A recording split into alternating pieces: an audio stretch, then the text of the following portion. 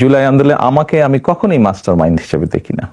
এই যে 5ই আগস্ট যেই আন্দোলন, জুলাই আন্দোলন বলে যেটি বিখ্যাত বা যেটি সকলের কাছে গৃহীত, এই আন্দোলনটি সফল হয়েছে জুলাই মাসে, কিন্তু এই আন্দোলনটি প্রেক্ষাপট শুরু হয়েছে কিন্তু বহু বছর আগে থেকে।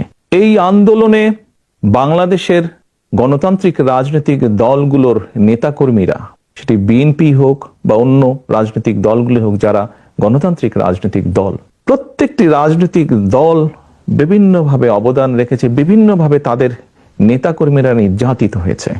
আমরা দেখেছি সেদিন মাদ্রাসার ছাত্ররা তারা ছিলেন এই আন্দোলনের মাঠে। আমরা দেখেছি গৃহিণীরা পর্যন্ত রাস্তায় নেমে এসেছেন সন্তানের পেছনে। আমরা দেখেছি কৃষক, শ্রমিক, সিএনজি চালক, ছোট দোকান কর্মচারী বা দোকান মালিক থেকে আরম্ভ করে গার্মেন্টস কর্মী থেকে আরম্ভ করে তারা নেমে এসেছিলেন।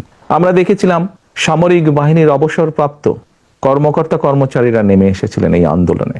এমন অনেক সাংবাদিক যারা স্বৈরাচারের অত্যাচারে নির্যাতিত হয়ে দেশ থেকে বাইরে চলে যেতে বাধ্য হয়েছিলেন, তারা সম্পৃক্ত হয়েছিলেন এই আন্দোলনে। কাজেই কারো ভূমিকাকে আমরা ছোট করে দেখতে চাই না, খাটো করে দেখতে চাই না।